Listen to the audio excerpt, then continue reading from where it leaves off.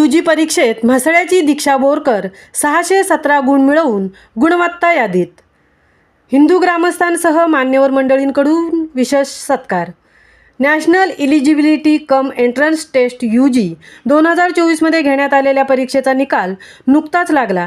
त्यामध्ये म्हसळ्याची दीक्षा नितीन बोरकर हिने 720 गुणांपैकी 617 गुण मिळवून गुणवत्ता यादीत चमकण्याचा मान पटकावला. लहानपणापासूनच शिक्षणाची आवड असणाऱ्या दीक्षा बोरकर हिने 10वी आणि 12वी परीक्षेतही प्रथम येण्याचा मान मिळवला.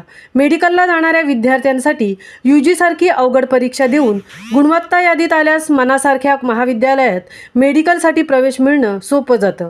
दीक्षा हिने वर्षभरातील सर्व सण, उत्सव आणि कुटुंबातील घरगुती कार्यक्रम यांच्याकडे पाठ फिरवून केवळ आपले ध्येय, उद्देश याकडे लक्ष केंद्रित केले होते. म्हसळ्यासारख्या ग्रामीण भागात कोणत्याही प्रकारच्या नीट अथवा अन्य कोणत्याही स्पर्धा परीक्षांच्या क्लासेसची सोय नसतानाही आई, वडील, भाऊ यांचेसह नातलग जितेंद्र पाभरेकर आणि शिरीष ओकारे यांचे विशेष मार्गदर्शन घेतल्याचे दीक्षाने आवर्जून सांगितले. संपूर्ण जिल्ह्यातून विशेष कौतुक झाले. म्हसळा हिंदू ग्रामस्थ मंडळांतर्फे दीक्षा हिचा पुष्पगुच्छ आणि भेटवस्तू देऊन सत्कार करण्यात आला.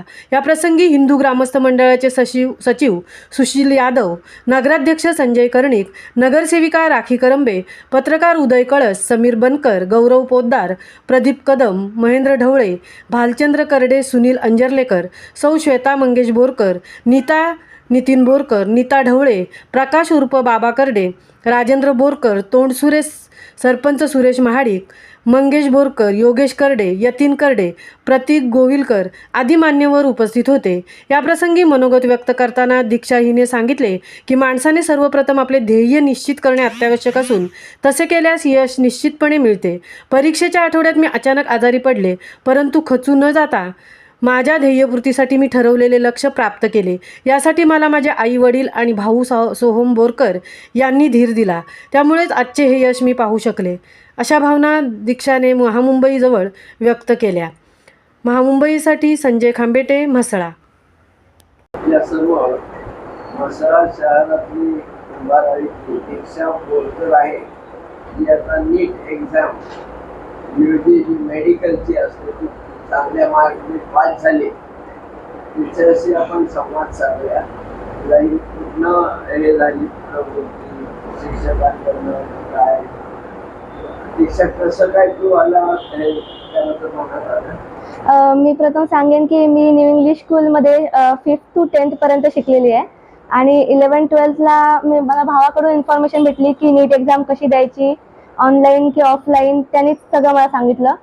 फिजिक्सवाला म्हणून आहे इन्स्टिट्यूट, त्यातनं ऑनलाईन मी क्लासेस लावले 11th-12thला आणि मी अंजुमनला ॲडमिशन घेतलेलं. त्यांना आधी सांगितलेलं की कॉलेजला जास्त काय येणार नाही आहे, मी नीटवर फोकस करते म्हणून. त्यांनी पण सहकार्य केलं आणि ऑनलाईनच मी लेक्चर करायचे नीटचे आणि 12th सोबत मला 387 मार्क्स मिळालेले फर्स्ट.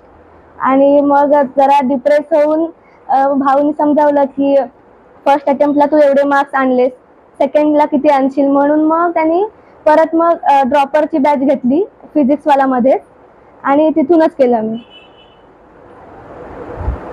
नक्कीच महामुंबईकडून अभिनंदन. भविष्यात तुला काय व्हायचं आहे? मला आता MBBS करायचं आहे. गव्हर्नमेंट कॉलेज मिळायचं बाकी फक्त आता तेच आता ट्राय करतोय आम्ही, गव्हर्नमेंट मिळायला.